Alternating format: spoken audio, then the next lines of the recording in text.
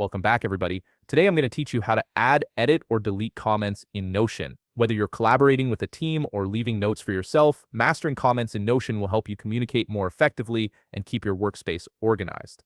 Let's dive right in. First, navigate to your Notion workspace and open the page where you want to leave a comment. This could be any shared page where collaboration is happening. Once you're on that page, take a moment to identify the specific block, text, or element you want to comment on. Notion's commenting system is flexible, allowing you to attach feedback directly to individual blocks rather than just leaving general notes. To add a comment, hover your cursor over the block you're interested in. You'll notice 6 dots appear on the left side of that block. Click on those dots, and from the menu that appears, select Comment. Alternatively, if you prefer keyboard shortcuts, you can simply press Ctrl plus Shift plus M to bring up the comment box instantly. This shortcut is particularly handy when you're working quickly through multiple pages. A text box will appear on the right side of your screen. This is where you'll type your comment. Be as clear and specific as possible so your collaborators understand exactly what you're referring to. Once you've written your comment, you have 2 options to post it. You can either click the button with the upward arrow icon or simply press Enter on your keyboard.